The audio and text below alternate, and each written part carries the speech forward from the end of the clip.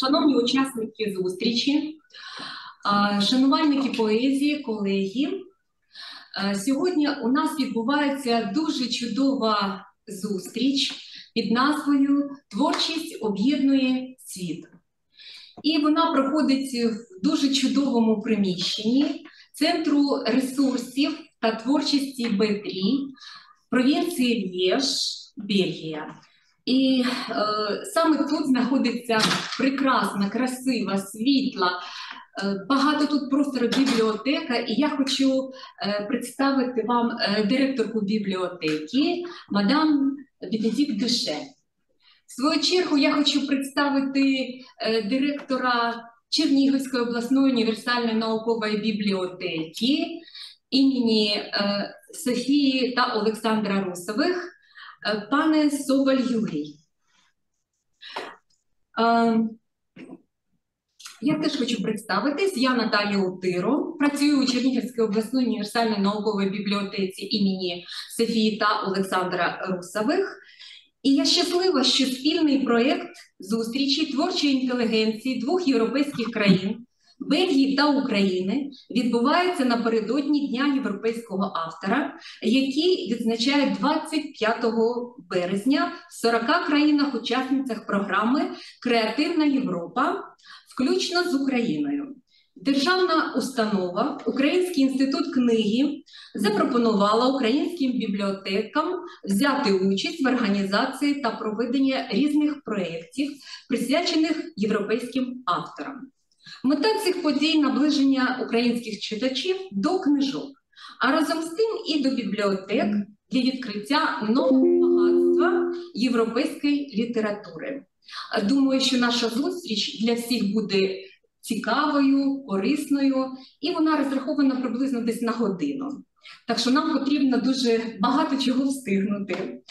І зараз я хочу запросити до вітального слова мадам Дюше, директорку бібліотеки. Будь ласка. Добрий день.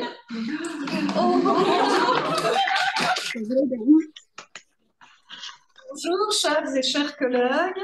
C'est avec un grand plaisir que le Centre de ressources du B3 de la province de Liège participe à la mise en contact d'auteurs dans le cadre de cette journée européenne.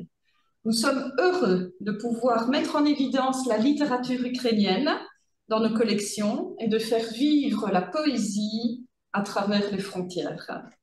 C'est un honneur d'établir ainsi un contact avec des bibliothécaires dont nous saluons depuis la Belgique le courage de poursuivre leur mission dans les terribles conditions actuelles. Place maintenant au dialogue des cultures et à l'échange poétique. Voilà.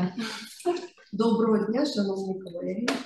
З великим задоволенням ресурсний центр Б3 провінції Лєж бере участь у спілкуванні авторів у рамках цього європейського дня. Ми щасливі, що можемо просвітлити українську літературу в наших збірках і оживити поезію, долаючи кордони. Для мене велика честь налагодити контакт з колегами-бібліотекарями, чию мужність ми вітаємо з Бельгії, які продовжують свою місію в нинішніх жахливих умовах. І зараз час для діалогу культур та поетичного обміну.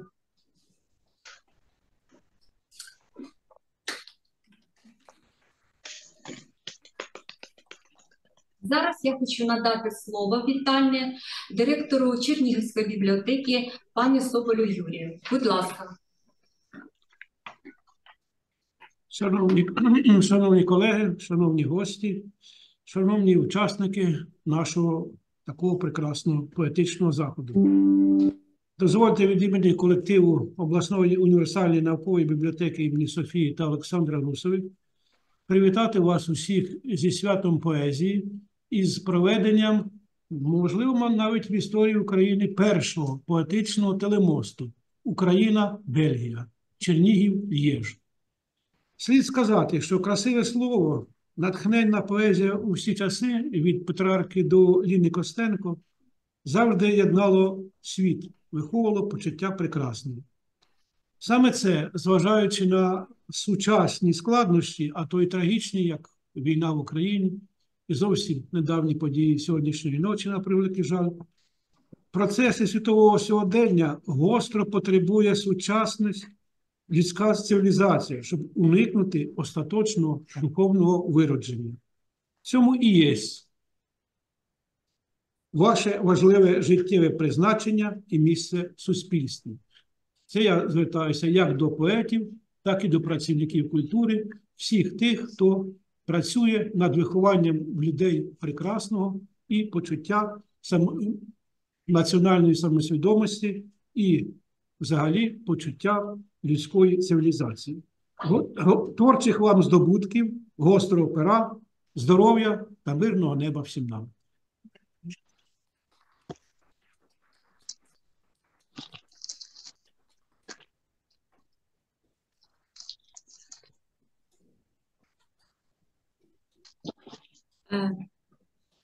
Пані Наталія, я до вас звертаюсь, щоб ви переклали нашим колегам бельгійським промову нашого директора. Будь ласка.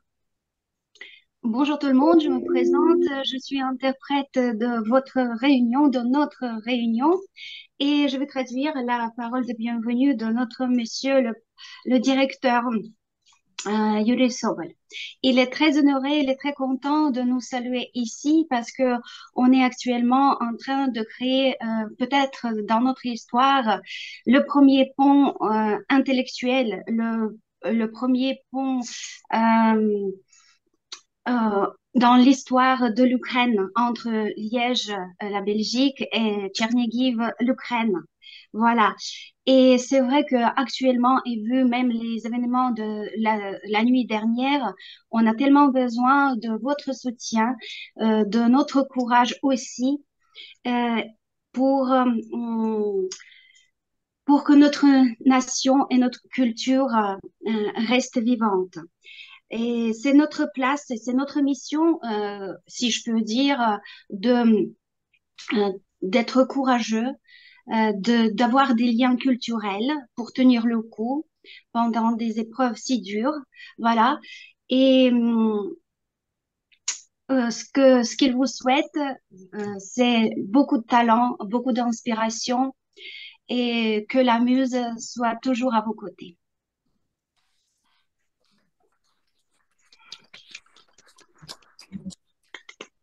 Шановні друзі, а зараз настав час представити всіх, хто братиме участь у нашій зустрічі.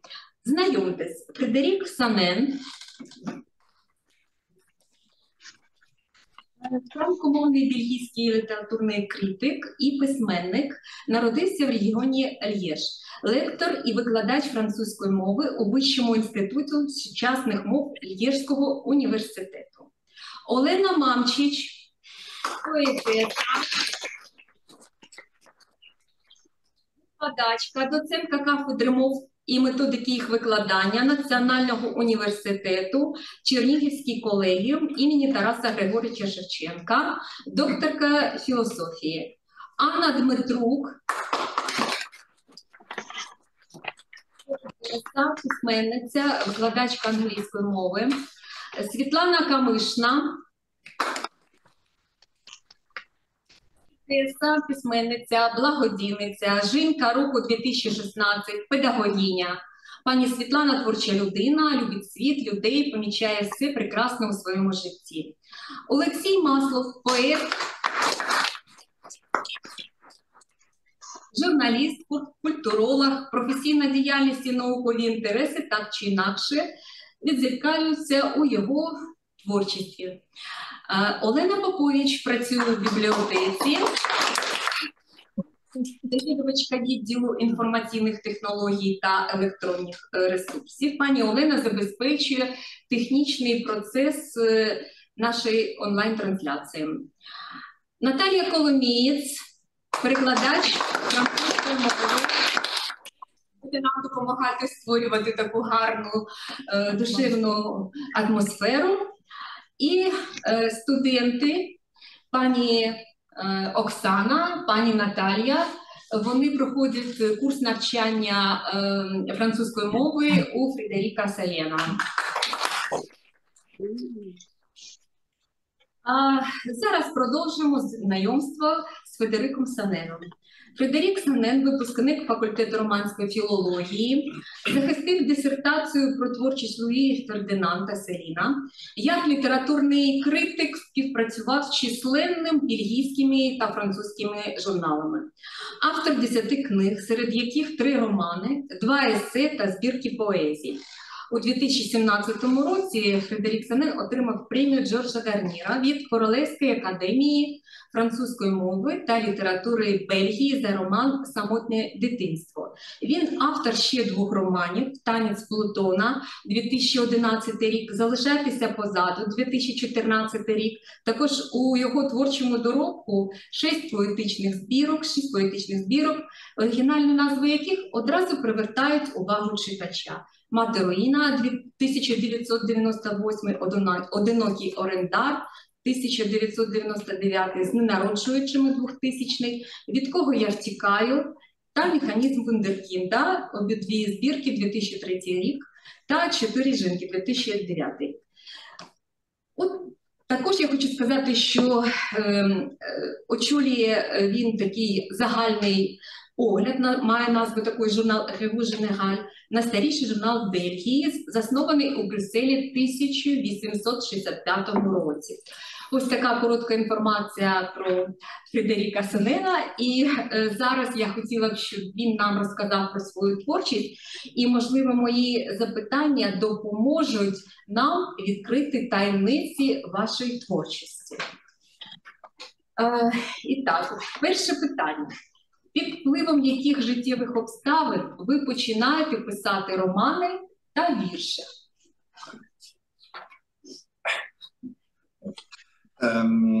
Donc j'ai commencé à écrire d'abord de la poésie vers 16 ans. C'était en 1989-1990. C'était une activité très secrète.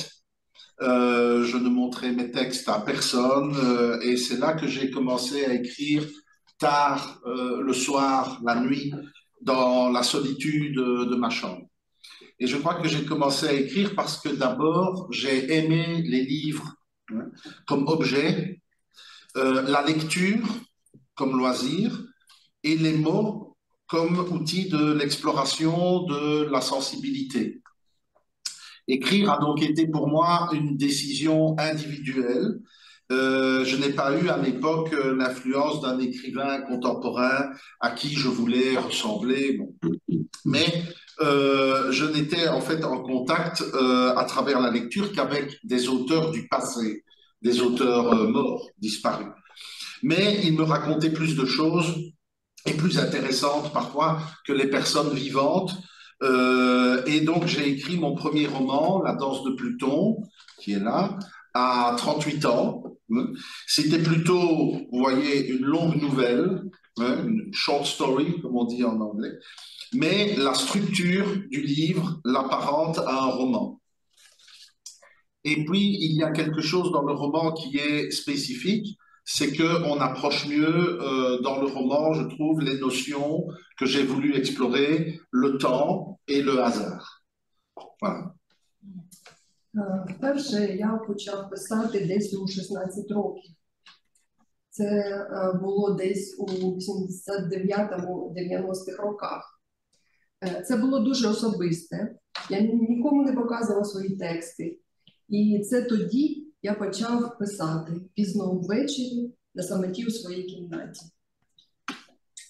Думаю, я почав писати, тому що, по-перше, я дуже любив книги як об'єкти, читання як дозвілля і слова як інструмент для дослідження чутливості.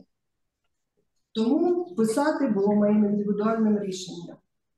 І тоді я не мав впливу сучасного письменника, на якого я хотів би бути схожим. Лише через читання я спілкувався з авторами минулого. Але вони розповідали мені більш цікаво, ніж живі люди. Свій перший роман Танець Плутона я написав, коли мені було 38 років. І це була, скоріш, довга новела, short story англійською. Але за структурою нагадує роман. І крім того, у романі є щось особливе. Це можливість краще наблизитися до понять, які я хотів розкрити. Це час і шанс. Дякую.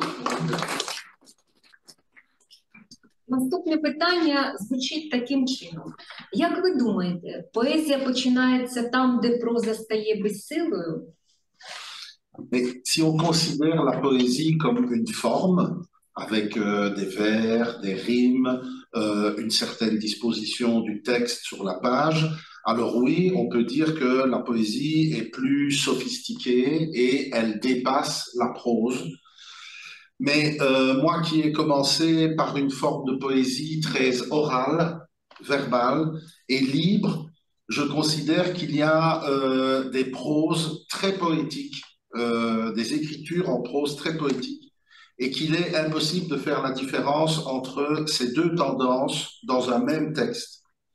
Voilà pourquoi dans mes romans, il y a des passages qui ont un rythme plus proche de la poésie orale que de la prose romanesque classique. Un écrivain, Paul Claudel, le poète Paul Claudel, disait « l'œil écoute ». Je crois que la prose et la poésie se réconcilient dans la voix de chaque écrivain, c'est-à-dire ce qu'on entend quand on lit. Moi, j'aime les écrivains qui me parlent dans la tête, un peu comme Louis-Ferdinand Céline. Et pour moi, ce ne sont pas des poètes ou des romanciers, ce sont des écrivains avec une voix. Якщо ми розглядаємо поезію як форму з віршами, римами, певним розташуванням тексту на сторінці, то так, можна сказати, що поезія більш витончена і виходить за межі прози. Але я, який почав з дуже усною та вільною формою віршування, я вважаю, що існує дуже поетична проза і що неможливо розрізнити ці дві тенденції в одному тексті. Ось чому в моїх романах є уривки, які мають ритм ближчий до усної поезії, ніж до класичної новелістичної прози. Поль Клодель казав, око слухає. Я вважаю, що проза і поезія поєднуються в голосі кожного письменника. Тобто в тому, що ми чуємо, коли читаємо. Мені подобаються письменники, які говорять зі мною в голові, як Луї Фердинанд Селін. Для мене вони не поети чи прозаїки, вони письменники, яких ми чуємо, коли читаємо.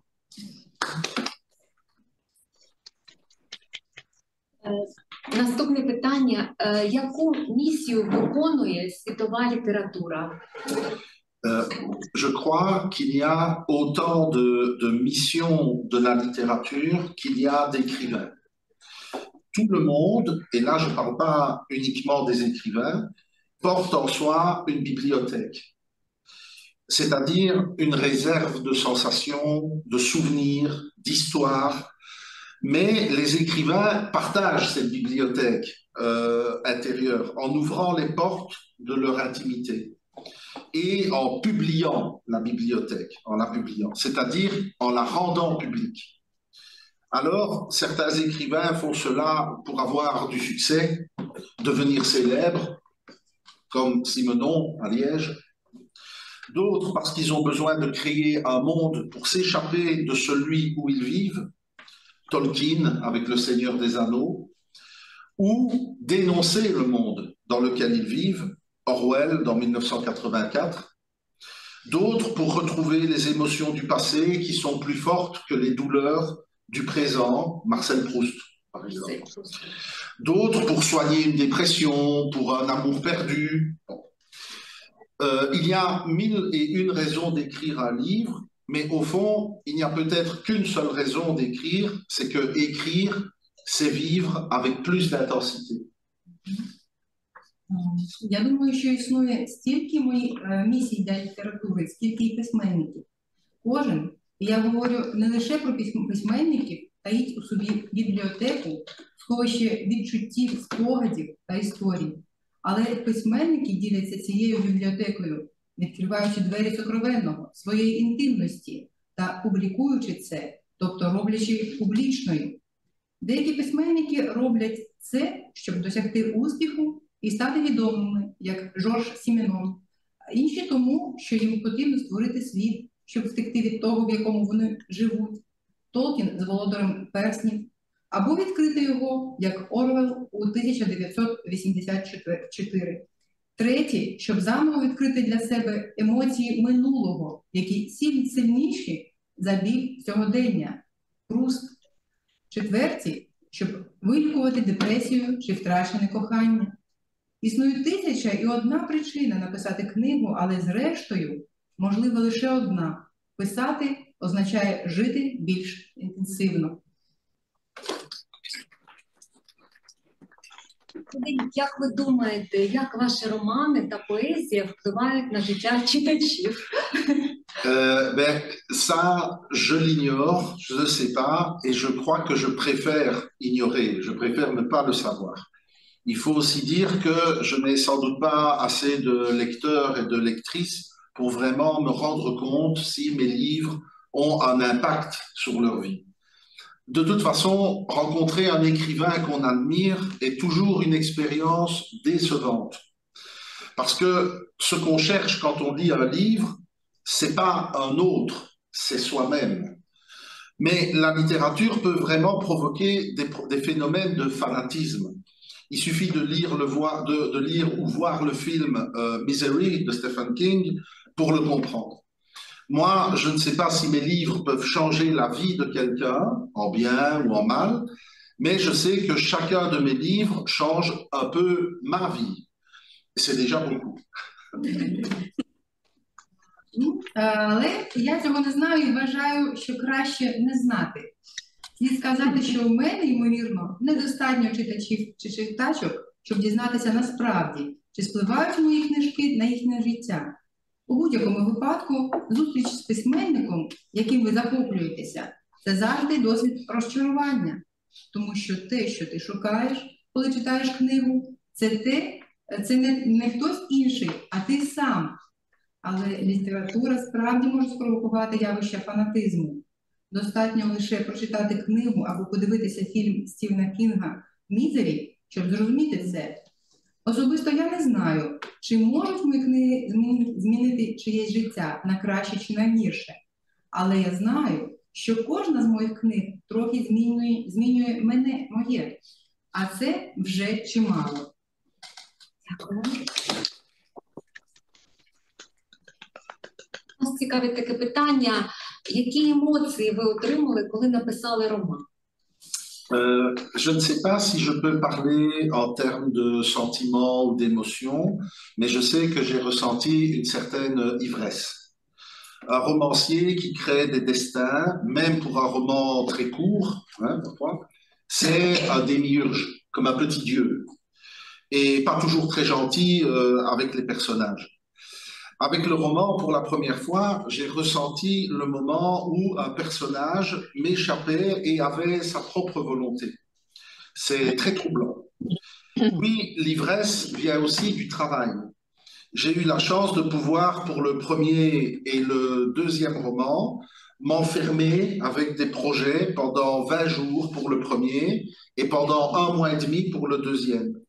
Et je ne faisais que ça, 10 heures, 12 heures par jour. Et je rêve de recommencer à travailler comme ça parce que là, vraiment, j'ai senti en moi l'énergie créatrice et l'ivresse de l'énergie créatrice. Не знаю, чи можу я говорити в термінах почуття та емоції, але я точно знаю, що відчував певне піднесення. Романіст, який творить долі, навіть у зовсім короткому романі, є деміургом, маленьким богом, і не завжди дуже добрим до своїх персонажів. З цим романом я вперше відчув, що персонаж перебуває поза моїм контролем і має власну волю. Це дуже тривожно. Потім буває хвилювання до відчуття сп'яніння, а яке приходить від роботи. Мені пощастило, що для першого і другого романів я міг зачинитися із цими проєктами на 20 днів для першого і на 1,5 місяці для другого. Це все, що я робив по 10-12 годин на день. Я мрію знову так працювати, тому що саме тоді я по-справжньому відчув творчу енергію в собі. Дякую. Яке місце в вашому житті посідають ваші герої? Ils ont sans doute chacun une petite part de ma personnalité, mais comme c'est moi qui les ai créés, je ne les prends pas comme référence par rapport aux expériences que je vis. Par contre, les personnages des autres écrivains me viennent souvent en mémoire, très souvent par rapport à une situation de la vie. J'interroge mentalement Madame Bovary, le comte de Monte Cristo, Bardamu de Céline, Marcel de Proust, et d'autres, en me disant qu'est-ce que lui ou elle ferait à ma place. Eux, je ne les dérange jamais avec mes états d'âme. Merci. У кожному з них, безсумнівно, є маленька частка моєї особистості. Але оскільки це я створив їх, я не сприймаю їх як посилання на досвід, який я переживаю. І навпаки, персонажі романів інших письменників часто спливають у моїй пам'яті. Дуже часто, у зв'язку з якоюсь життєвою ситуацією, я подумки запитую пані Боварі, графа Монте-Крісто, Бардамю за Селіном, чи Марселя за Прустом, чи інших, кажучи собі, що б він чи вона зробив на моєму місці. Но я ніколи не турбую їх своїм настроєм.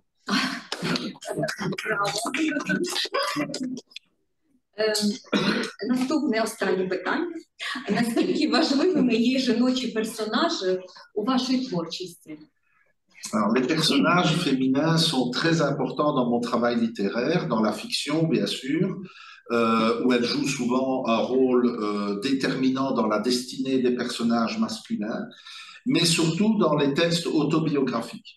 Dans mon 3e roman, qui est L'enfance unique, j'évoque surtout mes grands-parents.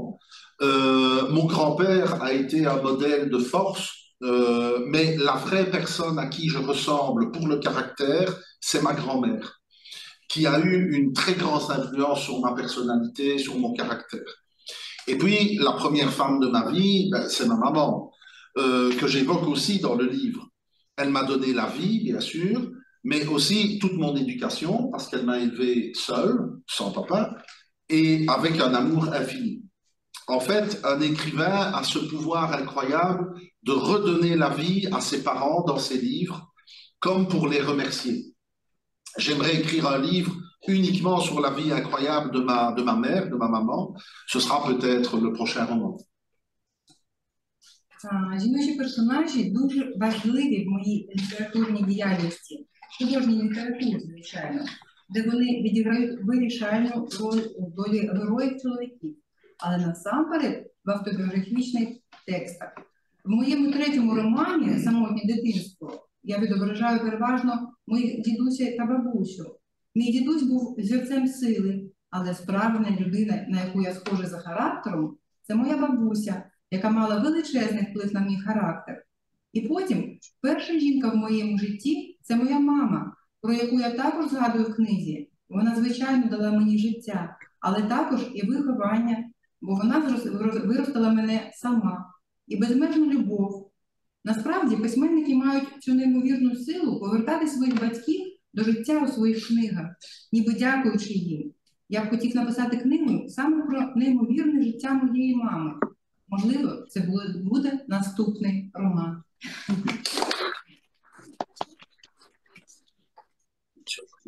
Enfin, un petit cadeau, peut-être, tu peux peut-être le lire. J'ai un petit texte pour... Зараз Фредерик написав маленький текст. Mais alors, il faut demander si c'est possible de partager l'écran. Хотіли презентувати на екрані. Добре. Це можливо? Ну, щоб вони побачили наші колеги, так? Там і гра дух, і щоб вони побачили цю гру. Олена, зараз буде невеличка презентація. Месьє Федерік зробив такий експромт. Ви це зможете побачити, так? Так, нам видно. Добре. Il voit l'écran. Vous regardez. Oui, c'est bon. Oui, c'est bon. Tu peux demander s'il voit bien l'écran. Oui, il voit. Ви можете бачити? Бачать, вони бачать. L'écran blanc. Вони бачать нас, так. Sorry, I don't know Ukrainian. Sorry, it's a little text I wrote this morning for the meeting for you, for Ukraine. Це маленький текст, який я написав сьогодні зранку спеціально для вас, для нашої зустрічі. Добре, дякую. Merci beaucoup. Et on fait la traduction. We make the translation with my students.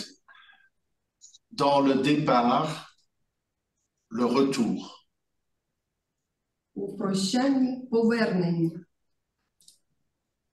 Dans le retour, le cœur. Повернені серце, Dans le cœur, le courage. В серці мужність. Dans le courage, la rage. у мужності лють, Dans la rage, le sang. У люті кров. Dans le sang, la renaissance. у крові відродження, Dans la renaissance, l'espérance.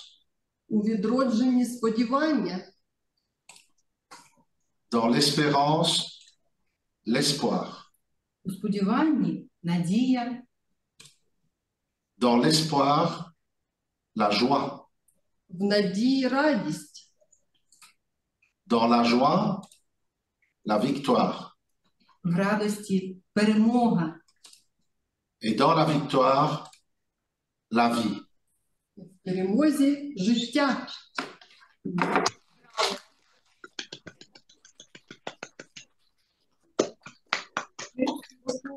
Може, є у кого запитання до Так. Будь ласка. Пані Лариса. Я на українську. Інтересно, мене цікавить, чи є ваша особистість у ваших романах, чи може буде в наступних романах? Ви як особистість там є? Dans votre roman, il y a votre personnalité directement. Moi, non. Moi, oui, bien sûr, oui, dans celui-là, oui, oui. Quand j'étais enfant et un peu plus grand aussi, plus adulte, oui. Là, oui, dans le troisième, oui. Шановні колеги, може, у вас є якісь питання до месьє Федеріка? Будь ласка. Якщо нема, тоді продовжуємо другу частину нашої зустрічі. Я щиро дякую за відповіді, месьє Федерік. Мерсі боку. І зараз я хочу представити учасників поетичного бібліопростору А+. Це поетичний клуб, який ще працював до війни, я його очолювала. І наші чернігівські поети, вони нам подарують цю творчість свою. І зараз я ще хочу сказати, що попри війну в нашій бібліотеці минулому році відбувся 6-й поетичний фестиваль «Дотиком душі». І Олена Мамчич, яку я зараз хочу з задоволенням представити, вона входить до складу журі нашого поетичного фестивалю. Олена Мамчич, українська поетеса, має 9 збірок поезії, крім цього 55 публікацій у міжнародних антологіях, 3 публікації у міжнародних виданнях за минулий рік. Пані Олена живе у Чернігові, вона керівниця обласної літературної студії ГАР. І ще я хочу зазначити, шановні наші любі поети, що після того, як ви прочитаєте кожний вірш, зробіть, будь ласка, невеличку паузу. Пані Наталія, наш чудовий перекладач, вона зробить таке резюме вашого вірша. В чому сенс вашого вірша? Так, я думаю, що ми домовились, і я передаю слово пані Олені. Пані Олена, будь ласка. Бонжур, мадам, бонжур, месьє. Вітаю. Вітаю колег по творчості. Дуже приємно сьогодні нам зібратися в такій нашій кампанії, яка дозволить продемонструвати свою творчість не тільки в Чернігові, а й за кордоном, завдячуючи бібліотеці імені Олександра і Софії Русових. Дякую. У вишиванки є душа. Чомусь така сумна і беззахисна. Вона наче дивиться на мене і питає, чому купуєш? Чому вдягаєш мою тілесну обнову? Чому ховаєш свою душу у розкішне вбрання мого різнокольорового весняного саду?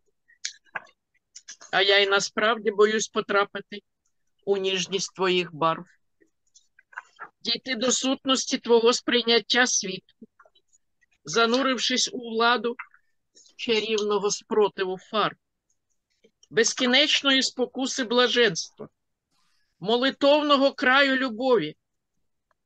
Боюся втратити безмежність раптового погляду твого серця і навіки залишитися твоєю, пізнавши блиск незбагненних твоїх очей і миттєвості хвилин об'єднання з моєю душею. Чи гідна я твоєї святої цноти, з якою ти даруєш мені свою одвічну сутність? Дякую.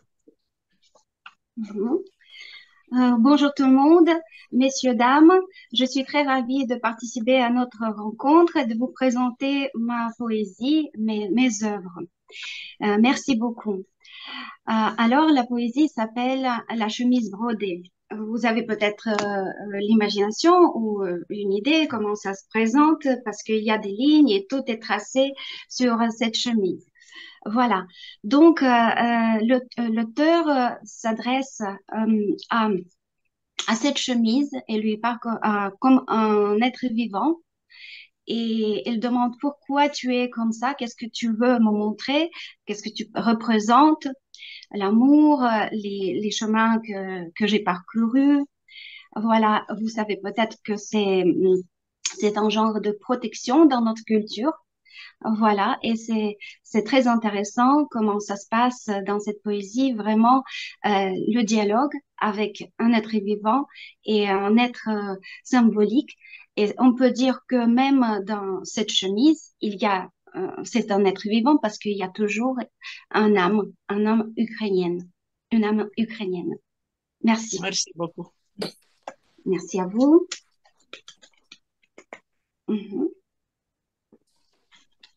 Читаю далі вірш. Добре, слухаємо.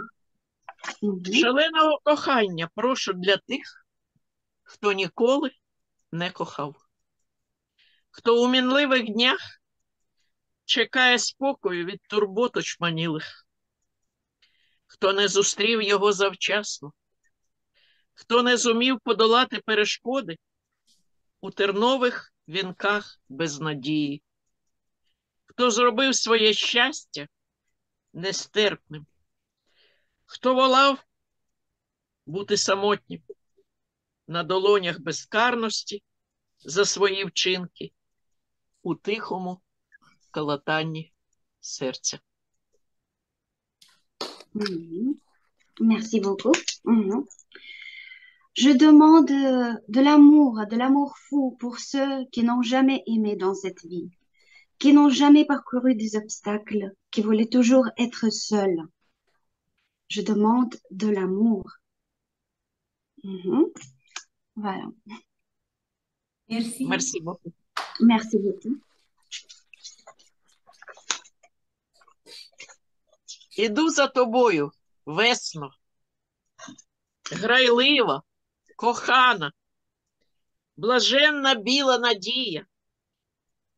У потопі вітрів згуби не зрікаюсь тебе, у слові праведнім, у роках гріхів, у зухвалих очах суму, п'янкої музики, сивих дощів, учорашнього підпаленого листя, втраченого простору вальсів, крижаного співу погляду вічності. Усі паролі звичних небес раптом зникли, сховались у безмежі блискавок, забутих у перечутті неспалених зірок, що шаленіють від вогню твого тепла. Дякую. Mhm. Merci beaucoup. Mhm. Je te suis, toi, le printemps, doux, sensible, avec les yeux tristes, l'espoir perdu, les mots de passe des cieux qui sont disparus. Je te suis quand même. Мерсі beaucoup. Merci beaucoup. Усім дякую. Пані Олена, ми щиро вдячні за вашу творчість. Такі гарні вірші, і ваша творчість завжди наповнює наші всі душі теплом та мудрістю. Щиро вам вдячні. Дякую. Merci beaucoup. Дякую. Mhm. Продовжуємо нашу зустріч, і я зараз представляю Світлану Камишну, українська поетеса, видала 4 книжки, перша з яких потрапила в номінацію «Книга року». Пані Світлана творча людина, любить світ, людей, помічає все прекрасне у своєму житті. Любов до світу виливається у творчість. Хобі Світлани Камишної – це квіти, тваринки і птахи, які щасливо почуваються в її оселі. Вам слово, пані Світлана. Дякую. Alors, Madame Otero donne la parole à Madame Svetlana Kamishna. C'est une poétesse, écrivante, philanthrope. Elle a reçu un concours de femme de l'année, un prix femme de l'année 2016. Oui, elle est enseignante et c'est une personne très créative qui aime le monde, les gens, qui remarque toute la beauté du monde. Elle adore les animaux, les plantes et bien sûr les humains et tout ce qui est le plus beau dans la vie. Alors, à vous la parole. Вам слово, Світлана Камишна, будь ласка. Дякую. Так як наша зустріч сьогодні присвячена поезії, то мій перший вірш буде про поезію. Хто ж така поезія? Поезія – тонка і ніжна пані. Вона завжди в піднесеному стані. Її енергія із всесвіту пливе. Поезія, де хоче там живе. Вона буває часом емоційна, а інколи, досить офіційна. Буває легковажна і весела. Живе в містах і мешкає по селам. Збирає квіти, ранок зустрічає. Ще в діаграмах інколи злітає. Десь по лісам блукає чарівниця. Поезія, як чиста та водиця. Вона правдива, як сама дитина, тонка, прозора, наче павутина. З дощем поплаче, ранку засміється. А ще, як той струмочок вона лється. Розсердиться, то може й постріляти. Різка, палка, гаряча і завзята. Ой, як багато в пані тій живе. Всіх почуттів, що люду віддає. Ось така вона пані. Voilà, merci. Merci beaucoup. Puisque notre rencontre est bien liée à la poésie et à la prose, mais je voudrais bien commencer par ma poésie qui s'appelle qui a le titre Qui est-ce la poésie? Alors, qui est-ce la poésie? La poésie, c'est une dame fine, douce. Elle est toujours en bonne humeur. Elle puise son énergie dans l'univers. Elle vit où elle veut. Parfois, elle est très émotive et des fois trop officielle, tantôt joyeuse ou légère. Elle demeure dans les villes ou des villages, dure, sérieuse, propre, magique. Elle est franche comme un enfant. Elle rit, elle pleure. Elle est décidée et audacieuse. Bref, au fond d'elle, il y a tant d'émotions qu'elle offre généreusement aux humains. Voilà, la dame. Merci. Ще один вірш «Осіння замальовочка». Тумани п'ють печалі серед парків, осінній прилий лист уже землі. У листопаді не буває жарко, в природі плеч дощів і вітра гнів.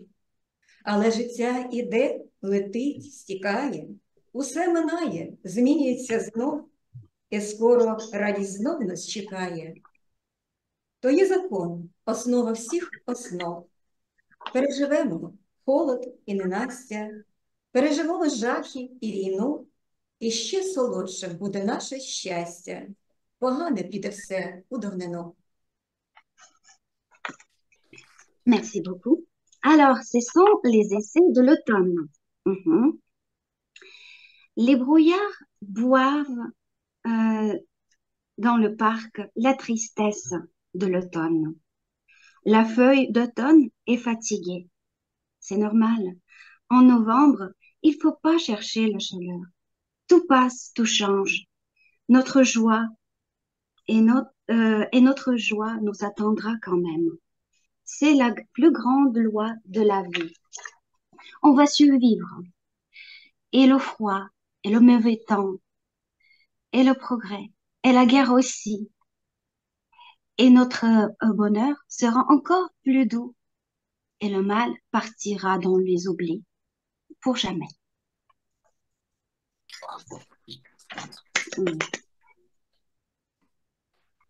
Що для щастя треба? Як для мене, для щастя треба небагато.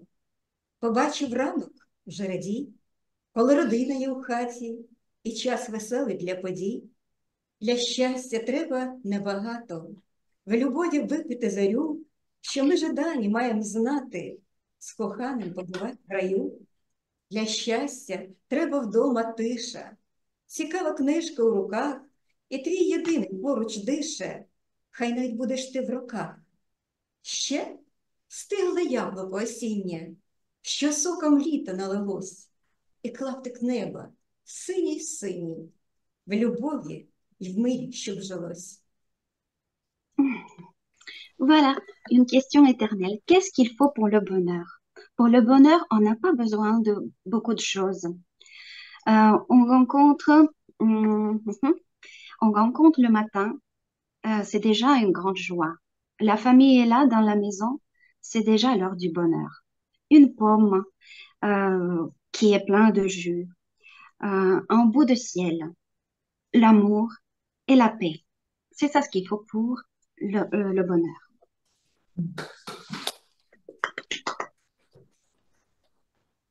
І ще один весняний настрій. Зараз весна за вікнами. І ось такий настрій. Як хочеться тюльпанів і весни, щоб геть пішли усі зимові сни, і зацвіла вся приспана природа, щоб сонечко змінило непогоду, вдягнути лоботене і пальто, пройтися парком легкою ходою. І хай тобі тих років буде 100, ти будеш почуватись молодою, біля кав'ярні сісти за столом, замружитись від сонячного світла, насолодитися весни теплом і обійнятися з легеньким вітром, ще випить кави запашний напій, відчути радість, що несе природа, ти сповнена собі високих мрій, тобі любов весни, її свобода. Дякую. Merci. Ça, c'est l'humeur du printemps. J'ai envie de tulipes et du printemps. Que les songes d'hiver soient partis pour toujours et que le soleil apparaisse à la place du mauvais temps. Boire encore enfin un café, passer la joie de ressentir la joie de la nature. Toi, tu as plein de rêves. Et toi, l'amour.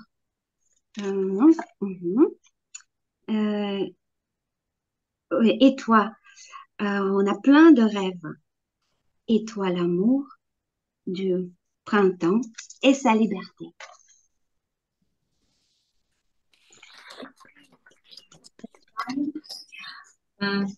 Пані Світлано, щиро вдячна вам. Всі ми вдячні за чудові вірші, за чудову поезію, і в яких завжди відчувається гармонія життя. Нашим бельгійським колегам я з задоволенням представляю Олексія Маслова. Знайомтесь. Олексій Маслов – поет, журналіст, культуролог. Професійна діяльність і наукові інтереси так чи інакше відображаються у віршах. Живе у Чернігові, видав друком одну збірку віршів «Неси зірку» 2016 рік. Але взагалі Олексій написав значно більше. Напевно, ці тексти ще прийдуть до читача. Вам слово, пане. D'accord. Maintenant, on donne la parole à Monsieur Alexis Maslov. C'est un poète, journaliste, expert culturel qui habite à Tchernigiv. Et son activité professionnelle et ses intérêts scientifiques sont souvent présents d'une manière ou d'une autre dans ses poésies. Et il a sorti un recueil, Porte une étoile, mais finalement, il a plein de poésies qui attendent son heure. Voilà. Donc, peut-être bientôt, il va nous présenter quelques d'autres recueils de ses poésies. Я дякую і вітаю всіх учасників сьогоднішнього заходу. Дуже радий спілкуватися з вами. Я прочитаю 3 своїх тексти, кожен із яких так чи інакше стосується чи торкається теми війни. Перший Je suis très ravie de présenter mes œuvres à vous aujourd'hui. Je vais présenter 3 mes œuvres qui touchent d'une manière ou d'une autre les actualités de notre vie ici en Ukraine maintenant. Alors, Vanslav. Холодний світанок, незвична ця тиша німа. Мовчать міномети, гармати і навіть чутки. І запаху піроксиліну вже майже нема.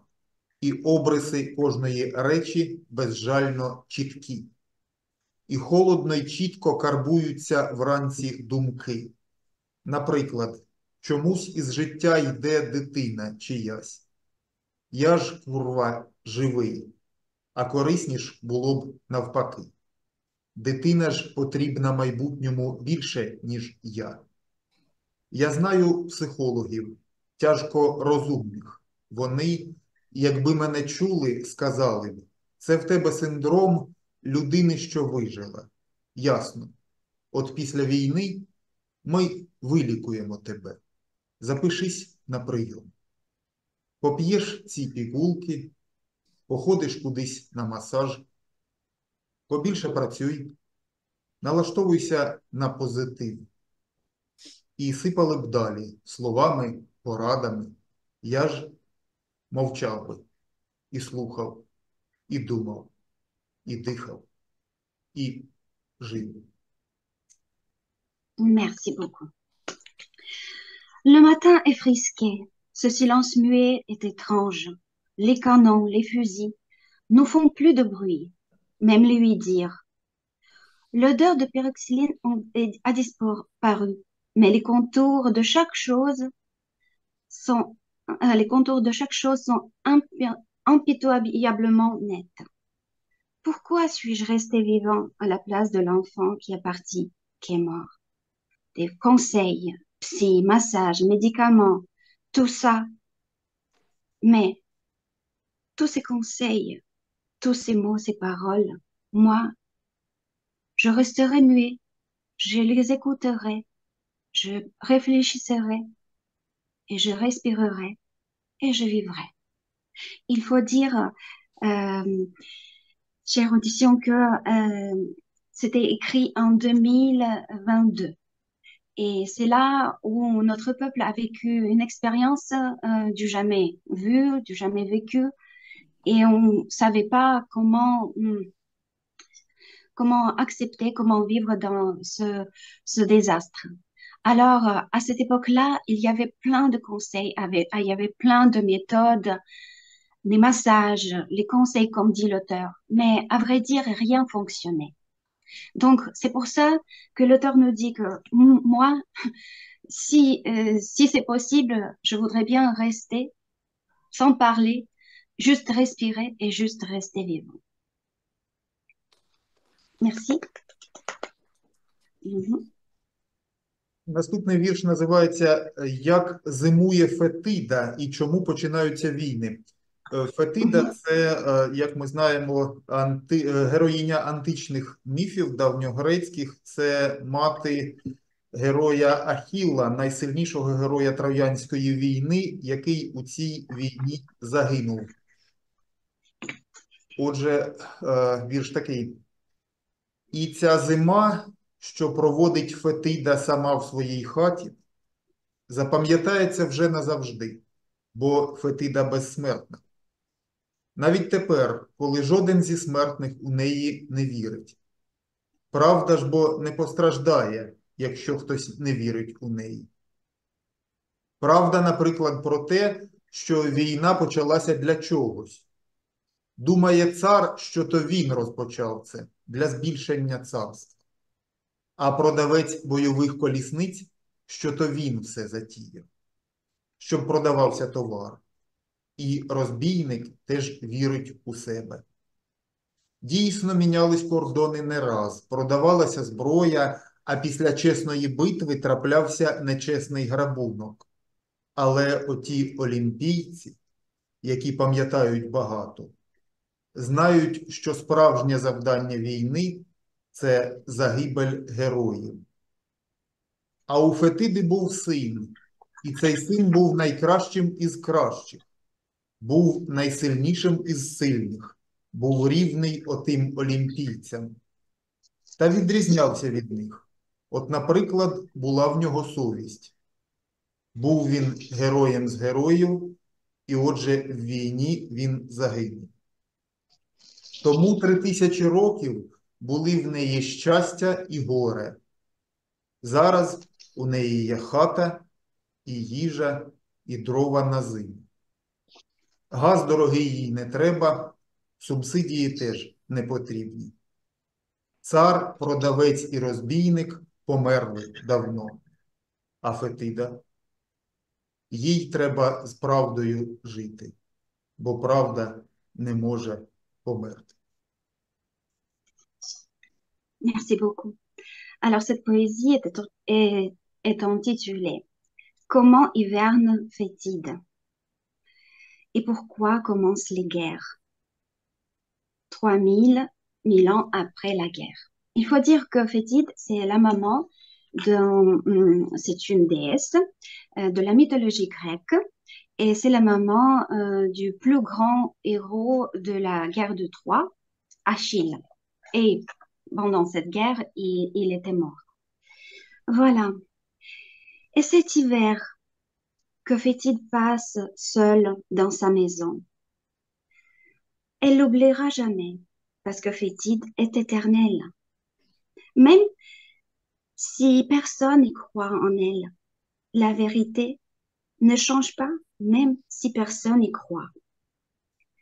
La vérité, c'est par exemple que la guerre a commencé parce que le tsar a décidé qu'il doit élargir ses frontières. Le marchand des armes, il pense que c'est lui qui a commencé la guerre pour vendre ses fusils. Et le voyou, le bandit, y croit en lui-même aussi. C'est vrai que les frontières ont changé et que les armes ont vendu. Mais qu'est-ce qui se passe avec les héros? Les héros, parce que tout le monde sait que le but essentiel, c'est la mort de ces héros. Et Fétide avait un fils. Ce fils était le meilleur. Il était le plus fort. Il était différent parce qu'il avait la bonne conscience, la responsabilité et la honnêteté. Et voilà, il est mort. 3000 ans, il avait le malheur et le bonheur. Et maintenant, elle a tout ce qu'il faut, et une maison, et à manger, et à se réchauffer. Mais Fétide n'a qu'à vivre avec cette vérité. Parce que la vérité, qu'elle peut pas mourir, Fétide.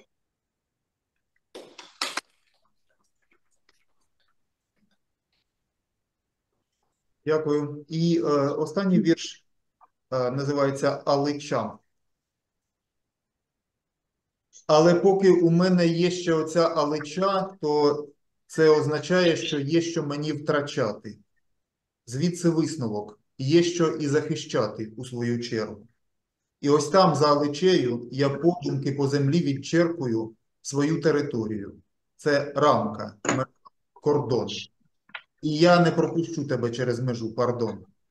Так бурмоче людина в футболці і штанях на койці в палаті, по якій швидко рухається жінка в зеленому халаті, підвозячи крапельницю, підключаючи систему, щулячись на шкалу мілілітрів. На тему марення пацієнта вона не звертає уваги, хіба що чує щось про якусь межу і якусь аличу. Є справді там за вікном дерево, все в плодах. Сестро, мені вже здалося, у мене поїхав дах. Начебто я розмовляв невідомо з ким. І невідоме відповідало мені людським голосом. Ти вже пробач, я прийшов до тями. Мешканець каже палати, і простирадло тягне на стегна. Соромиться, жити буде, думає собі сестра. А потім уже в другій особі вголос вона промовляє те ж саме майже, тільки коректніше трохи, а саме каже: ні, це нічого, марення – це в вас від жару, бореться організм. І доктор теж так вважає. Дякую, моя мила, відповідає хворий. Його блискучі очі дивляться вгору, але погляд падає, як секундна стрілка, стрімко, як тільки сестра виходить, як тільки. Ні, ти все-таки там, за садом, у засідці, він знов починає. Ця дівчинка просто мала ще, нічого не знає. Не відчуває тебе, але мене не обдуриш. Лікарня – це може й добре, та не процедури. Це я не пущу тебе, пересохлий шепоче рот. Я переможу. Це межа, це кордон, це фронт. Я знаю й себе, і тебе. Скільки б ти не міняв, личи. У свій сад я тебе не пущу. Я не здам тобі, аличі. Alors, merci. Cette poésie s'appelle Le Prumier cerisier. C'est un genre de cerise qui est très populaire, un type de cerise qui est très populaire en Ukraine, comme les mirabelles. Il faut dire que ces poésies étaient écrites encore au début des événements en 2015, en 2016. Et voilà. Le prunier. Pendant que je sais prunier, j'ai quelque chose à perdre. Alors, la conclusion. Je vais défendre à mon tour ma terre, mon territoire. C'est un long monologue de quelqu'un qui est à l'hôpital, peut-être dans l'hôpital psychiatrique. Et de temps en temps, il discute avec l'infirmière qui explique que tout c'est déjà fini et il est actuellement à l'hôpital, il n'est pas dans son verger, il n'y a plus de prunier. Mais quand l'infirmière part, l'auteur, ce patient, il revient à sa réflexion, comme quoi il pense que le mal change des apparences, mais sa décision est stable. Il laissera pas ses frontières, et il cédera pas les frontières de son jardin. Il va défendre son prunier. Merci. Всі дуже вдячні за ваші оригінальні вірші, і коли завжди їх слухаєш, то змушують читача, мене особисто усміхнутися, замислитись і озирнутися навколо. А зараз я хочу представити наступну нашу учасницю нашої зустрічі. Це Анна Дмитрук. Вона талановита поетеса, письменниця, і вона любить дуже природу, і всі такі події, які відбуваються у її житті, вона так дуже оригінально загортає у вірш. Будь ласка, Анна. Дякую. Et on va écouter Anna Dmitruk. C'est une poétesse et écrivaine qui est très romantique et tout ce qui se passe dans sa vie, elle envoûte soigneusement en poésie. Прадавній знак. Voilà.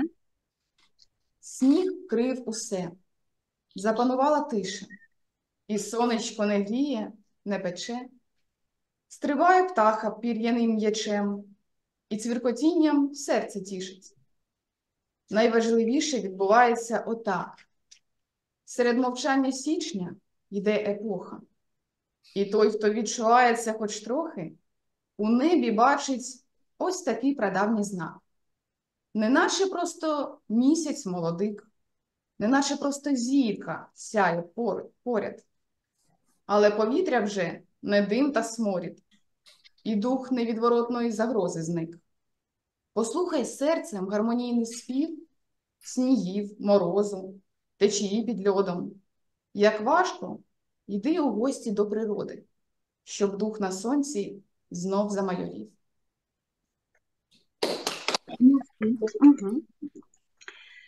Le silence règne et le soleil n'est pas ni chaud et ni froid, il ni chauffe ni brûle. L'oiseau sautille comme une balle en plume et son langage réjouit nos cœurs. Toute une époque s'en va et l'air est déjà pur. Ce n'est plus la fumée. L'esprit du danger inévitable est parti pour toujours. Écoute avec le cœur le chant harmonieux des neiges, des froids, des courants. Et c'est dur d'aller rendre visite à la nature. Mais il faut le faire quand même pour que l'esprit fort du soleil se renaisse.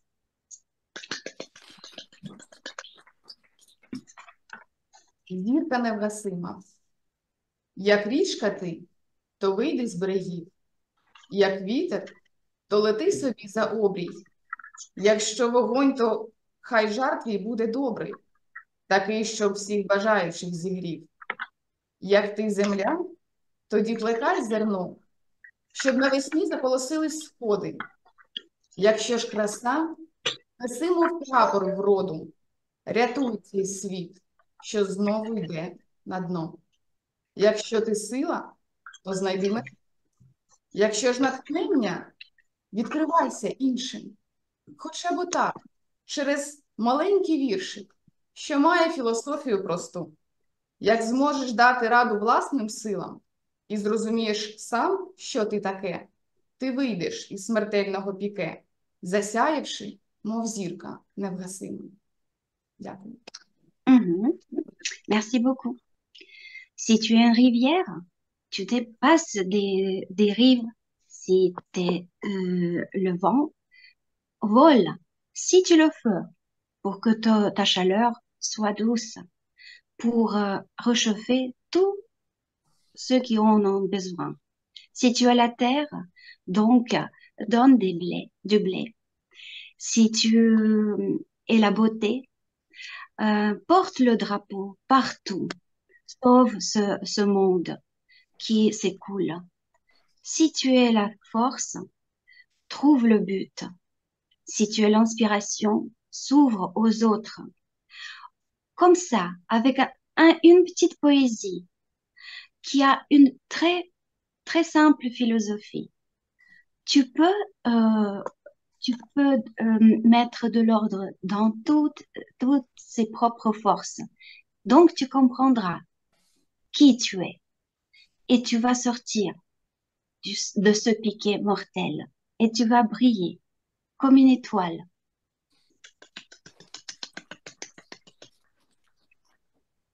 Анна, щиро вдячна за вашу поезію. Вона така щира, вона така прозора, вона така світла, вона таку має енергетику, дуже таку потужну. І знаєте, кожний, мабуть, з ваших віршів знайде свою філософію життя. Всім дуже я вдячна за творчість, і наприкінці ми зробимо такий тест, як завжди в нашому поетичному бібліопростору А+. Люблю я питання задавати. 5 запитань про життя. І треба відповісти дуже коротко, бліц питання. Alors, merci beaucoup de vos poésies. Maintenant, je veux vous poser 5 questions. Il faut donner des réponses les plus brèves possibles. Voilà, c'est un petit quiz, un petit test pour tout le monde. Alors, les 5 questions. І так почнемо так по колу. Спочатку месьє Фредерік. On va faire un tour de rôle. On va commencer par monsieur Solange. Потім відповідає пані Олена Мамчич, потім пані Світлана, Олексій і Анна. Домовились? Я не почула питання. Я не почула питання. Зараз буде. Ще поки не було питання, пані Олена. Зараз питання номер 1. По колу відповідаємо. Спочатку відповідає месьє Фредерік. Що таке життя? Швидко. Qu'est-ce qui est la vie pour vous, monsieur? C'est ne pas dormir et être toujours curieux.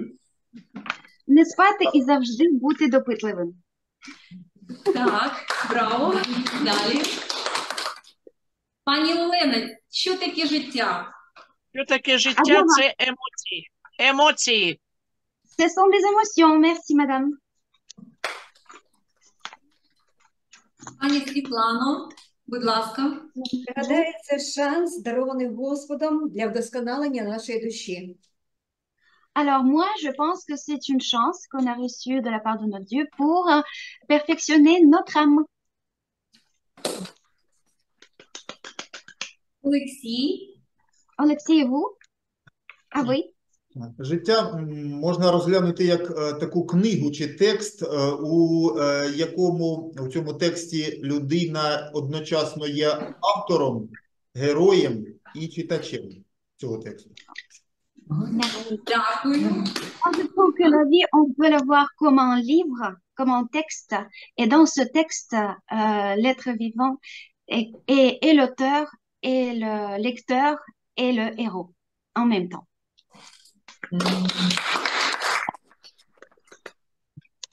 Життя, дякую.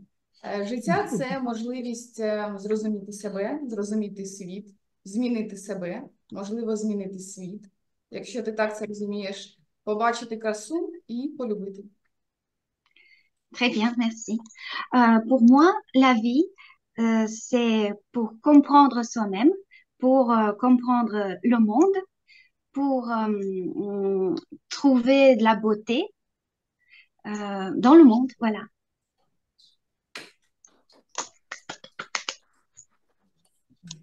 Наступне питання. За що і кому і чому ви найбільш вдячні в цьому житті?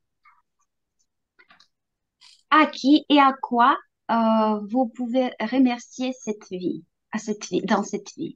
Vous êtes reconnaissant à qui et à quoi? 4 personnes. Mes grands-parents maternels, donc les grands-parents, les parents de ma maman et mon épouse. Я вдячний 4 людям. Це дідусь і бабуся з маминого боку, це моя мама і моя дружина. Дякую. Пані Олена, будь ласка. За все в своєму житті я вдячна тільки Господу Богу. Pour tout dans la vie, je remercie mon Dieu.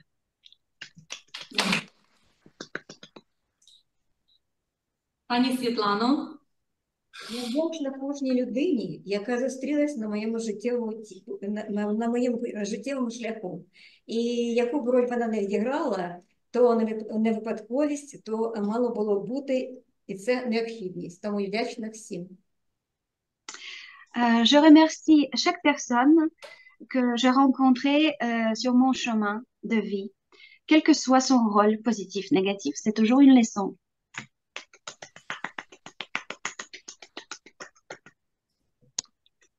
Олексій, будь ласка. Найбільше вдячний батькам, вчителям, друзям і всім людям, які любили або люблять мене, і яких я любив або люблю. La plus grande reconnaissance, c'est bien sûr, c'est à mes parents, à mes amis et à tous ceux qui m'aiment et que j'aime.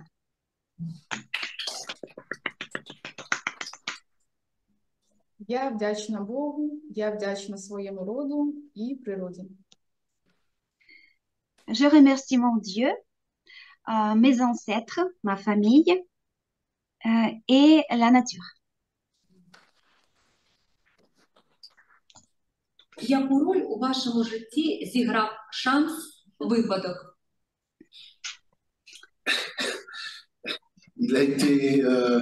Le hasard a été très négatif quand c'était lié au jeu et très positif quand il était un rendez-vous pas prévu dans la vie. Ça va? Pardon? Je dis le hasard a été très négatif dans ma vie quand c'était avec le jeu. Et il est très positif dans ma vie quand c'est un rendez-vous qui n'est pas prévu, une rencontre qui n'est pas prévue.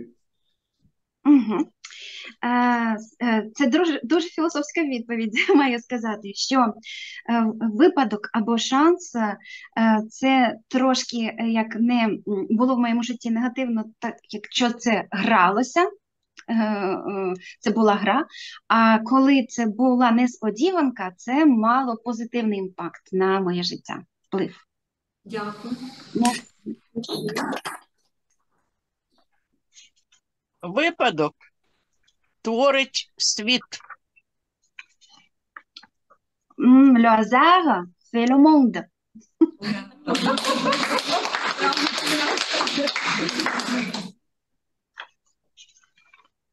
Пані Світлано. На мій погляд, випадковості нема, тому що в житті все закономірно.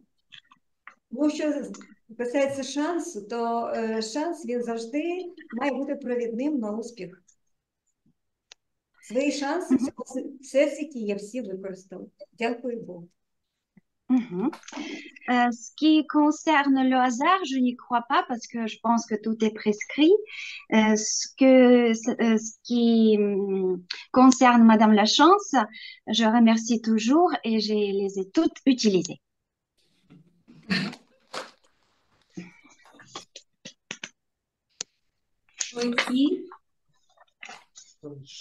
Життя постійно наполегливо пропонує мені шанси, а я вперто не використовую їх, і так все життя. Je remarque que oui. Тому для мене життєва стратегія – це нарешті навчитися використовувати шанси, які ось життя дає. Merci. J'ai remarqué que tout le long de ma vie me donne plein de chances et je refuse obstinément de les utiliser. Donc, mon but, c'est d'apprendre et d'utiliser ces chances-là. De saisir l'occasion. Наступне питання. Анечка, пардон. Я ще тільки на шляху до зустрічі зі своїм шансом, я це знаю, я це відчуваю, і коли я його зустріну, я його впізнаю. Moi, je trouve que je suis encore sur le chemin à la rencontre de ma chance. Je le sais, j'en suis consciente, je suis patiente, et si un jour je le retrouverai, voilà, je verrai bien.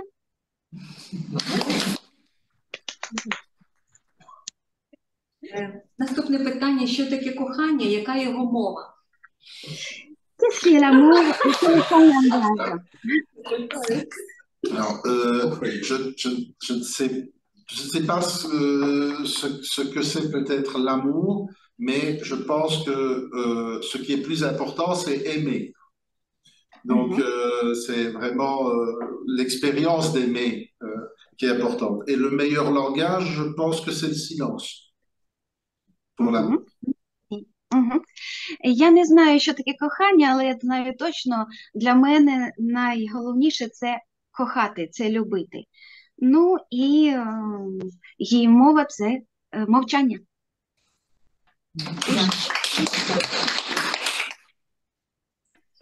Кохання – це безмежність щастя і безмежність нещастя.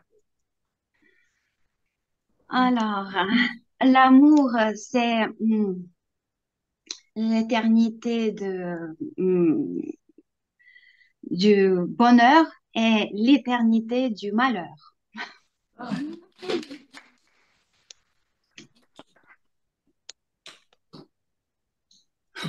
Кохання – це вулкан почуттів, який сколихує внутрішній світ людини і підносить до вершин краси і безмежності.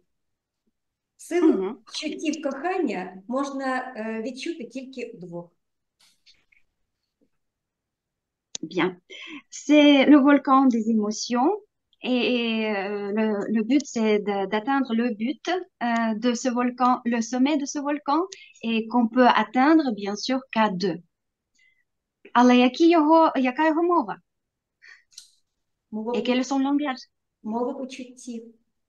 Ah, le langage des émotions.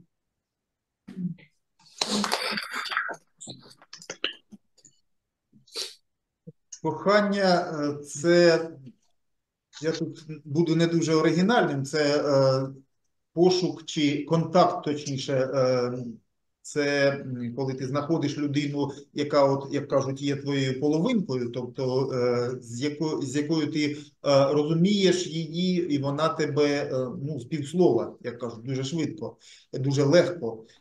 Тому мова кохання – це ключове якраз поняття, але з іншого боку, мова кохання, вона завжди іноземна.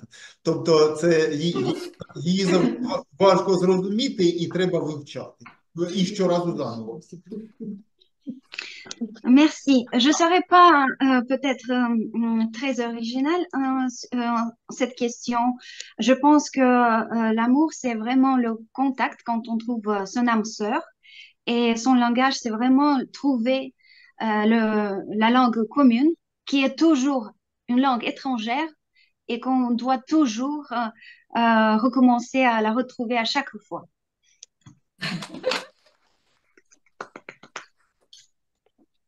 Любов – це сила, і вона говорить усіма мовами, навіть тими, яких ми, люди, ще не вивчили. Але можемо вивчити і пізнати. Merci. Alors, l'amour, c'est la force qui parle toutes les langues, et parfois les langues qu'on n'a jamais apprises, mais on les apprendra.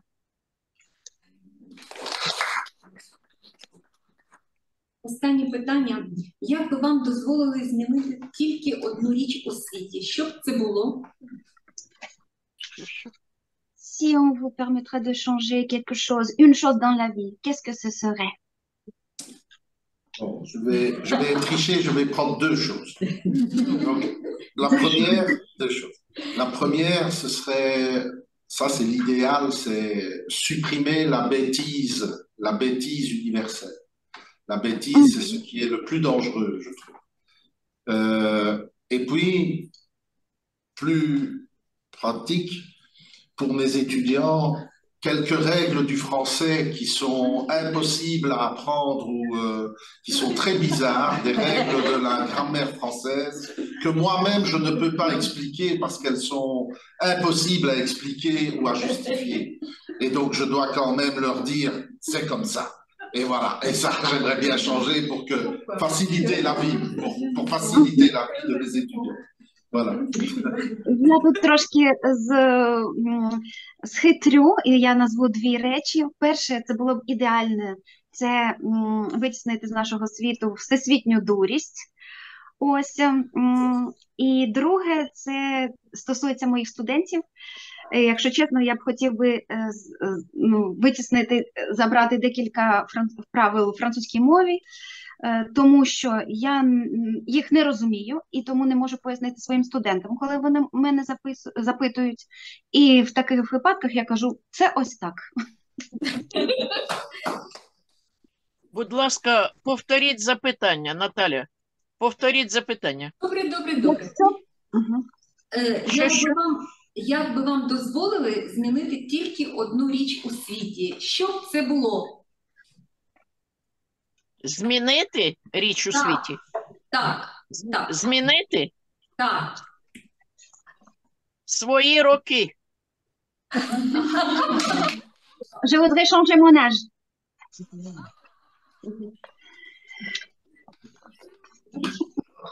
Так, я з вами згодна, пані Олена.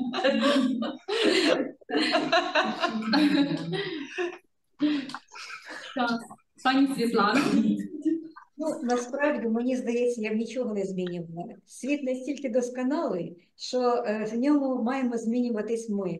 А у нас для цього простір дуже великий. Ми багато в чому досконалі. Je pense que le monde est parfait, donc je ne changerai rien. Et si on n'est pas d'accord, on doit changer nous-mêmes.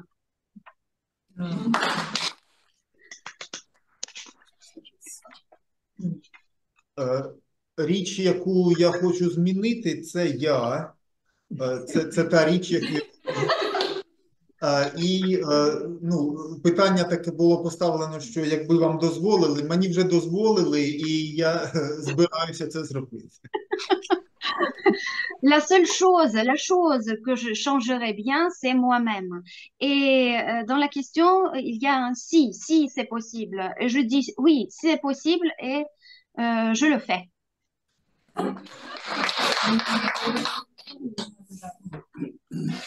Що потрібно змінити в цьому світі, ми змінити можемо. Що міняти не треба, на це нам не дано сили. Я думаю, це добре, тому що люди бачать своє життя із середини, все ж таки вони є об'єктом життя, а не великим цілим суб'єктом. Тому я думаю, це добре, що ми не можемо глобально щось змінити, щоб одна людина змінила для всіх. А те, що треба змінити, кожен може, звісно, змінити сам. Merci beaucoup. Tout ce qu'on peut changer, c'est possible de changer. Donc, c'est à nous de changer ça. Tout ce qu'on ne peut pas, ça dépend pas de nous. La personne, l'humain, est le centre pour son univers. Alors, si on parle de la situation globale, on n'a pas le droit de changer quelque chose en gros. Et si on veut changer quelque chose, c'est dans notre petit univers qu'on peut le faire.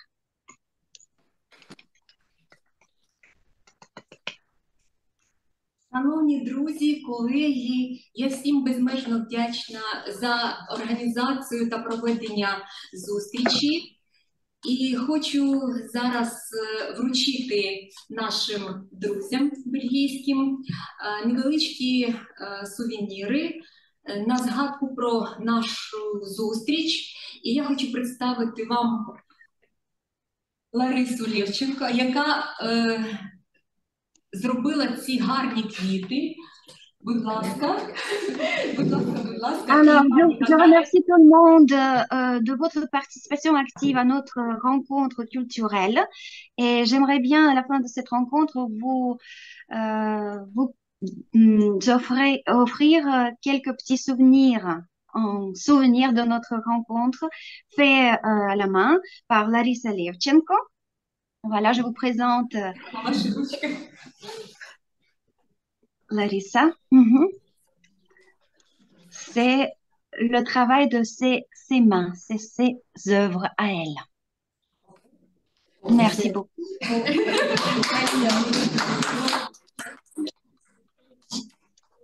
C'est fleurs qui n'est pas en nature, mais c'est fleurs du créé.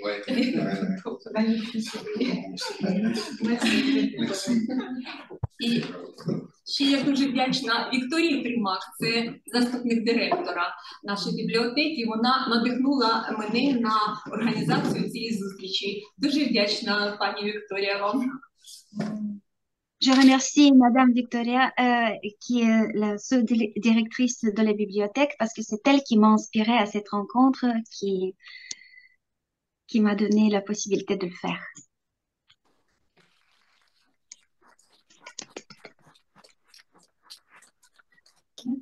Наша зустріч завершена. Я всіх дуже люблю, всім вдячна безмежно, ще раз повторююсь.